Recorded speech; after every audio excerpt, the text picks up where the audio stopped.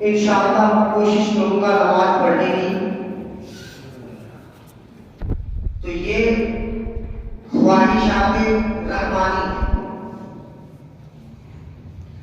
اور اگر کسی کے کہنے پر اگر آپ سے کہا کسی نے کہ چلیے نماز پڑھنے اور آپ کہتے ہیں میں نے کبھی پڑھائی نہیں تو اب کیا پڑھوں گا، تو یہ خواہشات شیطانی ہے. اور اسی وقت اگر آپ کے دل میں یہ خیال آتا ہے کہ نہیں ابھی تو ٹائم ہے میں پڑھ لوں گا، تو یہ خواہشات نفسی. آئیے اللہ کے نبی صلی اللہ تعالی علیہ وسلم غزوہ سلاسل کے بعد میں ایک جنگ ہوا تھا، غزوہ جس کو غزوہ تبوک کے نام سے جانتے ہیں. تبوک ایک میدان ہے مدینے کے باہر. اس جنگ میں صحابہ کرام کو بہت ساری تکالیف کا سامنا کرنا پڑا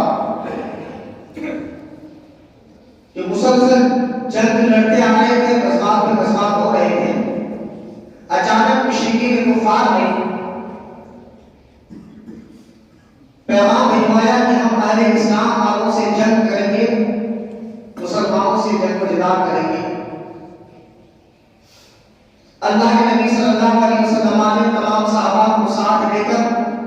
تبوک کے میدان میں پہنچے اور اس وقت صحابہ کرام کے پاس میں کھانے پینے کا کوئی مال و زر نہیں تھا. جو کچھ کسی کے پاس میں تھوڑا بہت تھا وہ ساتھ میں لیے اور روانہ ہو گئے. مشکل سے ایک دو ہفتہ گزرا ہوگا کہ تمام مال و متاع ختم ہو گیا. اب کھانے پینے کی کوئی اشیاء باقی نہیں. مؤرخین لکھتے ہیں کہ اس غزوہ میں صحابہ کرام نے درخت کے چھالوں کو اتار کر چبا کر اپنے بھوک اور پیاس بجھایا. درخت کے پتوں کو توڑ کر اپنے بھوک و پیاس کی شدت کو بجھائی ہے.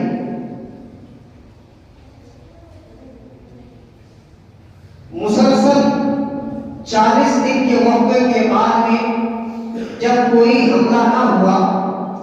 اتنی تکالیف صحابہ کرام نے اٹھایا کہ کچھ درخت ایسے تھے جن کے چھالے زہریلے تھے، تو صحابہ کرام کے اس زہریلے چھال کو چبانے کی وجہ سے منہ میں ورم آ گیا، ہونٹیں پھول گئے، سوج گئے. ہونٹوں کے سوجنے کے باوجود بھی صحابہ کرام نے شکایت نہیں کی کہ یا اللہ کے رسول ہم آپ برداشت نہیں کر سکتے اور اس جگہ رہ نہیں سکتے، ہمیں چلے جانا چاہیے، ایسا نہیں کہا. اور نہیں اللہ سے شکایت کی کہ اے رب قدیر ہم تیرے مذہب کے ماننے والے ہیں، ہم اسلام کے ماننے والے ہیں، ہم تیرے سامنے سجدہ کرنے والے ہیں، ہم تیرے نبی سے محبت کرنے والے ہیں، ہمارے اوپر اتنی تکالیف اور مصیبتیں کیسی ہیں. کوئی شکایت نہیں، بلکہ 40 دن کے وقفے کے بعد میں جب اللہ کے نبی صلی اللہ علیہ وسلم نے دیکھا کہ صحابہ کرام کی حالت بہت خستہ ہے، لوگوں کی طبیعت بگڑتی جا رہی ہے اور ادھر سے کوئی مشرک اور کفار لڑنے کے لیے بھی نہیں آ رہے ہیں، تو اللہ کے نبی حکم دیتے ہیں کہ اب یہاں سے ہجرت کر کے اپنے گھر کو جائیں گے، چلو مدینہ کو واپس لوٹ چلتے ہیں. جب واپس لوٹنے کا ارادہ کیا، اللہ کے نبی صلی اللہ علیہ وسلم نے تمام صحابہ کرام کو ایک جگہ جمع کر کے ایک نصیحت کی. وہ حدیث کا الفاظ یہ ہے کہ رجعنا الى جہاد الاصغر الى جہاد الاکبر، ہم لوٹ رہے ہیں جہاد اصغر سے جہاد اکبر کی طرف. صحابہ کرام نے پوچھا یا رسول اللہ یہ کون سی جہاد ہے جو اتنی تکالیف کے باوجود بھی کوئی دوسری جہاد جو اکبر جہاد ہے؟ اللہ کے نبی فرماتے ہیں کہ تم جس جگہ پر تھے، جس جہاد میں تھے، یہ جہاد چھوٹی موٹی جہاد تھی. اب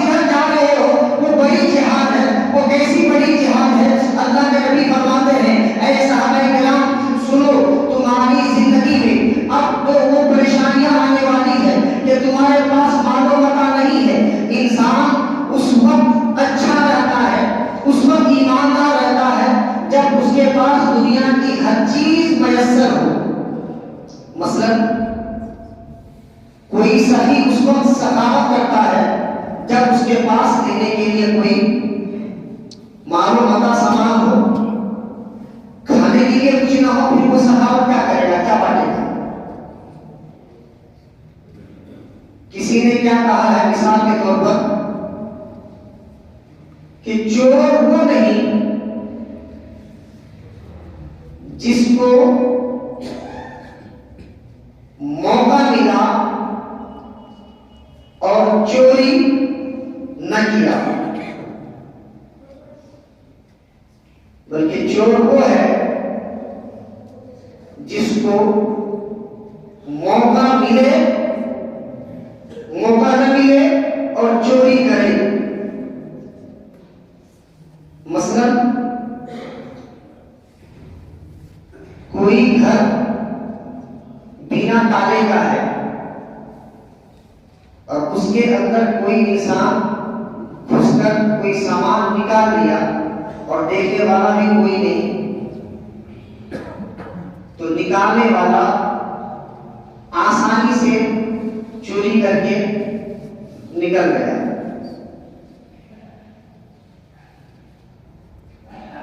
تو وہ فطرتاً چور ہے, کیونکہ گھر میں کوئی نہیں ہے, وہ اندر گھسا ہے, چوری کر کے نکل گیا. اور وہی کہ وہ اندر گھس کے رہتا اور اس گھر کی دیکھ بھالی کرتا, کوئی چور آتا اس سے اس کو بچاتا, تب پتا چلتا کہ یہ اہل ایمان والا ہے, ایماندار ہے, کہ اس گھر میں چوری ہونے والی تھی یا کوئی چرانے والا تھا, اس گھر کا اس نے رکھوالا کیا ہے, چوری ہونے سے بچایا. اب صحابہ کرام کے پاس میں کوئی چیز میسر نہیں ہے, اب تم اپنے گھر کی طرف لوٹ رہے ہو, تمہارے گھر میں بھی کھانے چل رہے ہوں گے, اب یہاں جہد کے ساتھ, تقوی کے ساتھ اپنی زندگی گزارنی ہے کہ تمہیں ضرورت ہوگی بہت ساری چیزوں کی, بہت سارے ضروریات کی, تم اس کو اس وقت اپنے تقوی سے کام لینا, اپنی ایمانداری سے کام میں لینا, کسی کا مال ہڑپنا نہیں, کسی کو دبانا نہیں, چوری نہیں کرنا, دغا بازی نہ کرنا, کسی کا مال دبانا مت, اس لیے کہ تم جہاں سے جا رہے ہو یہاں فقط تم نے اپنے نفس کے ساتھ میں مقابلہ کیا ہے, جہاد کیا ہے, وہ جہاد فی سبیل اللہ تھا. اب تم جب جگہ پر جا رہے ہو وہ صرف تمہارے لیے نہیں ہے, بلکہ تم کسی کے مال کو اگر ہڑپ کرو گے, کسی کا حق دبا دو گے, کسی کا حق چھین لو گے, یا کسی کی حق تلفی کرو گے, یا بنا اجازت کسی کا مال لے آؤ گے, تو اس کو صرف تم نہیں کھاؤ گے بلکہ تمہارے اہل و عیال بھی کھائیں گے, گھر والے بھی کھائیں گے. وہ حرام روزی ہوگی اور اس روزی سے تمہارا ٹھکانہ جنت نہیں بنے گا, اس لیے کہ جہنم تمہارا ٹھکانہ ہوگا. وہ حرام کا رزق ہے اور حرام کا رزق کے کھانے والے کی عبادت اللہ کے یہاں قبول نہیں ہوتی ہے. اسی پس منظر کو رب تبارک و تعالی نے قرآن کریم میں یوں بیان فرمایا, وَنِحَ النَّفْسَ عَنِ الْهَوَىٰ وَإِنَّ الْجَنَّةَ هِيَ الْمَأْوَىٰ, جس نے اپنے نفس کو حرام کاموں سے, بد بھیلیوں سے دور میں رکھا, گویا کہ اس نے اپنا ٹھکانہ جنت بنایا. آئیے اسی پس منظر میں بزرگان دین نے کس طرح سے اپنی زندگی گزاری ہے. آپ واقعہ حضرت پیران پیر دستگیر روشن زمین شیخنا شیخ عبد القادر جیلانی کے والد محترم کا ہے. لوگوں کے دل میں یہ خیال آتا ہے کہ اہل سنت و جماعت کے لوگ کہتے ہیں کہ ایک سیب کے پیچھے ابو صالح موسیٰ جنگی دوست نے عبداللہ سمعی کے باغیچے میں 12 سال تک کام کیا. یہ کوئی انسان کر نہیں سکتا, نہ کیا ہوگا, بلکہ یہ جھوٹی غلط باتیں بتا رہے ہیں. تمام مورخین نے جنہوں نے سیرت غوث اعظم لکھا ہے, سب نے اس واقعہ کو نقل کیا ہے کہ ابو صالح موسیٰ جنگی دوست اللہ کی عبادت و ریاضت میں دریائے گجالہ کی طرف سے گزر رہے تھے. مغرب کے وقت میں اذان ہوتی ہے اور بہتے ہوئے سیب کو اٹھا کر اس سے روزہ افطار کر لیتے ہیں. ایک اللہ کا ولی بھوک کی شدت کو بجھانے کے لیے بے اجازت سیب کو جب کھاتے ہیں، کھانے کے بعد نماز سے فارغ ہوتے ہیں، دل میں ایک ہوش اٹھتا ہے کہ ابو صالح تم نے ایسا کیوں کیا؟ رب کی عبادت کرتے ہو، رب کے سامنے سر و سجود ہوتے ہو، روزہ تم نے رب کی رضا جوئی کے لیے رکھا تھا، تم نے یہ جو دنیا کا مال کھایا ہے،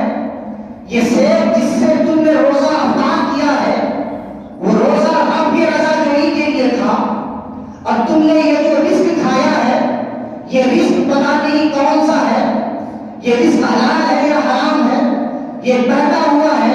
یہ کس کا مال تھا؟ کسی یتیم کا تھا یا کسی مسکین کا تھا یا کسی غریب کا تھا، کسی لاچار اور بے بس کا تھا، یہ کس کا سیب تھا پتہ نہیں. اسی اور تفکر میں، اسی فکر اور غم میں اسی دریا کے کنارے سے چلتے چلتے چلتے چلتے کئی مسافرت کے بعد میں ایک باغیچہ دکھتا ہے جس کی ساحیں دریا کے اوپر جھکی ہوئی ہوتی ہیں. دل میں خیال آتا ہے ہو نہ ہو اسی باغیچے کا سیب ہو، کیونکہ اس کے ساحیں دریا میں لگتی ہوئی ہے، اس کا سیب پک گیا ہوگا، زمین پر گرنے کے لیے پانی میں گر گیا ہوگا، اسی پانی سے بہتا بہتا وہاں تک پہنچ گیا ہوگا جہاں پر میں نے اٹھا کے کھایا تھا. اسی سبب سے اس جنگل میں جاتے ہیں، اس سیب کے باغیچے میں گھستے ہیں، دیکھتے ہیں کہ ایک بہت بڑا اللہ کا ولی ہے، سورت و تقویٰ والا ہے، نگاہ ولی میں ملتی ہے، اور دیکھ لیتے ہیں، پہچان لیتے ہیں آنے والا شخص کون سا ہے. پوچھتے ہیں بیٹا سبب کیا ہے، کیوں آئے ہو؟ کہتے ہیں کہ میں نے بنا اجازت ایک سیب کھا لیا ہے، ایک سیب کھا لیا ہے. اتنا کہنا ہوتا ہے کہ کہتے ہیں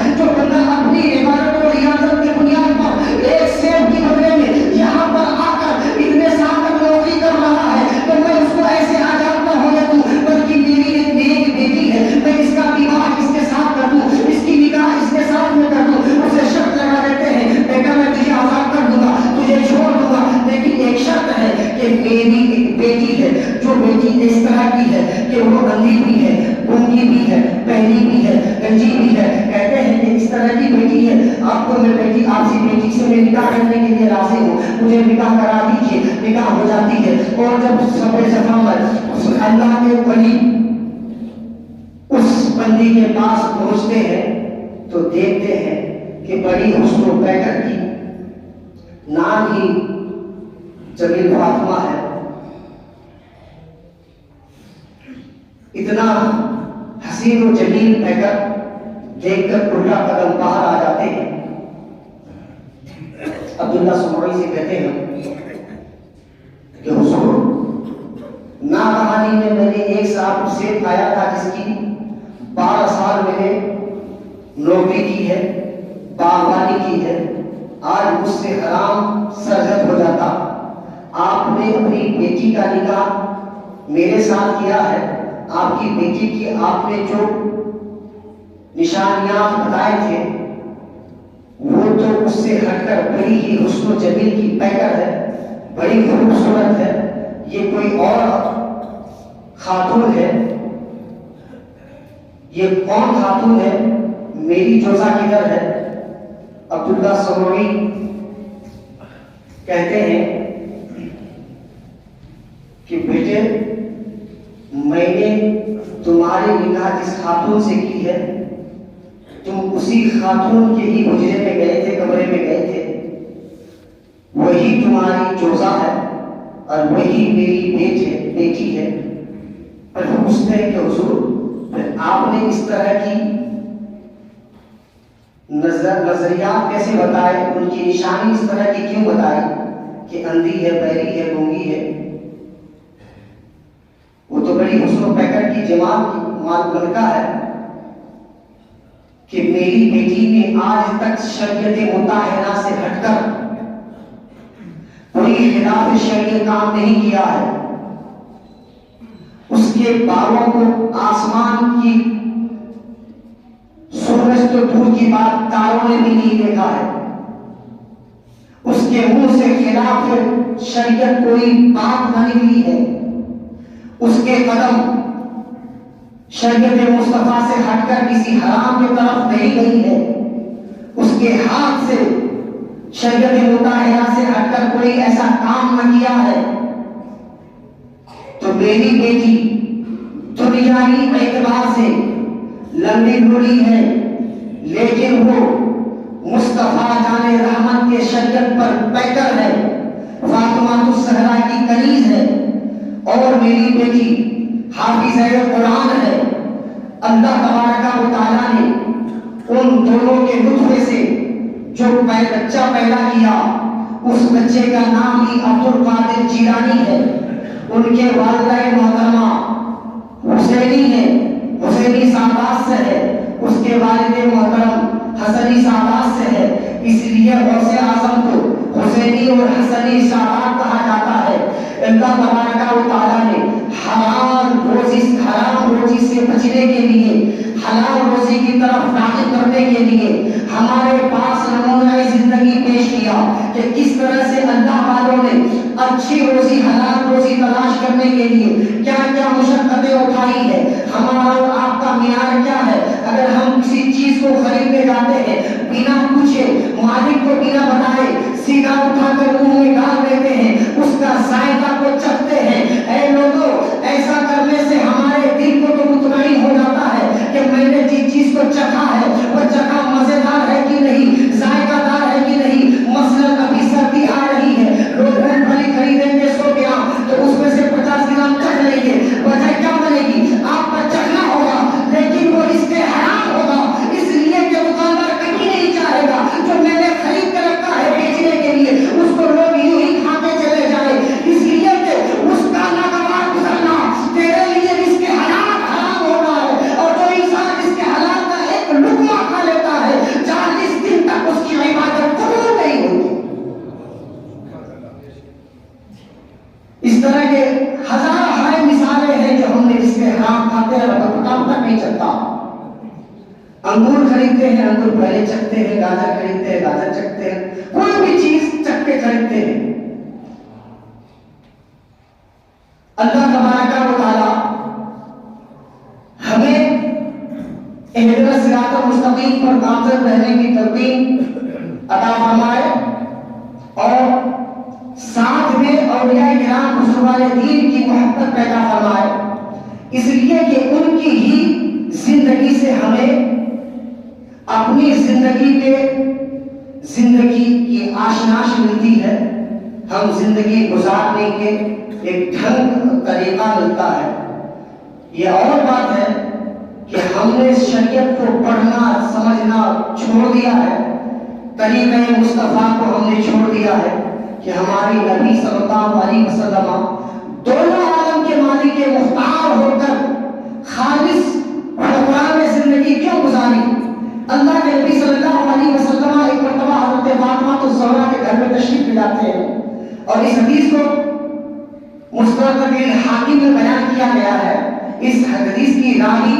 حضرت ابو سلمان ہے، وہ بیان کرتے ہیں کہ اللہ کے نبی صلی اللہ علیہ وسلم حضرت فاطمہ الزہرا کے گھر میں گئے اور اس جگہ پر جا کر دیکھتے ہیں کہ حضرت فاطمہ کے گھر میں گلے میں ایک سونے کا ہار ہے، دیکھے اور دیکھ کر واپس لوٹ آئے، بیٹھے تک بھی نہیں، جواب بھی نہ دیے، کچھ پوچھے بھی نہیں، کچھ بولے بھی نہیں۔ اللہ کے نبی صلی اللہ علیہ وسلم کے بارگاہ میں حضرت فاطمہ آتی ہے، عرض کرتی ہے اے ابا جان، اے نبی مولا، آج سے پہلے اس طرح کبھی نہیں ہوا کہ آپ میرے گھر آئے ہوں اور مجھ سے بات نہ کی ہو، مجھے اپنے پاس نہ بٹھایا ہو، آج ایسا کیوں ہوا؟ آپ بنا کچھ بولے الٹے قدم واپس آ گئے۔ تو اللہ کے نبی فرماتے ہیں کہ بیٹی، کیا تمہیں جہنم کے آگ سے ڈر نہیں لگتا کہ تیری صداقت اور اوروں کے ساتھ ہو؟ جن کو اللہ کے نبی نے پہلے بشارت دیتی تھی، فاطمہ الزہرا تمام نوجوان عورتوں کی سردار ہے، تمام جنتی عورتوں کی سردار ہے، پھر اس فاطمہ سے مخاطب ہو کر کہتے ہیں کہ تمہیں ڈر نہیں لگتا دوزخ کی آگ سے کہ تم نے سونے کے ہار پہنے ہیں؟ اس سے کیا بتانا مقصود تھا اللہ کے نبی کو کہ دنیا میں امت محمدیہ کے لوگ فاطمہ الزہرا اگر سونے کے ہار سے زیتن ہوگی، آرائش کریں گی، پہنیں گی، پہننا پسند کریں گی، تو فاطمہ کی کنیزیں بھی پہنیں گی۔ جب پہننا پسند کریں گی تو عورتیں زیادہ سے زیادہ سونا خریدیں گی، اور جب زیادہ سے زیادہ سونا خریدیں گی تو ان کے اوپر زکات فرض ہوگا۔ جب زکات نہ دے گی تو زکات نہ دینے کی وجہ سے وہ ساری کی ساری عورتیں جہنم کا اندر بن گئی۔ فقط ایک ہار کی وجہ سے اللہ کے نبی نے اپنی بیٹی رکھتے جگر سے بات نہ کی۔ آپ اور ہم نہ جانے اپنی زندگی میں کتنے حرام کام گزر جاتے ہیں جس سے ہمارے دل کو یہ احساس تک نہیں ہوتا کہ ہم نے کس طرح کا حرام کام کر دیا ہے۔ اللہ تبارک و تعالی ہمیں اور آپ کو توفیق و رفیق فرمائے کہ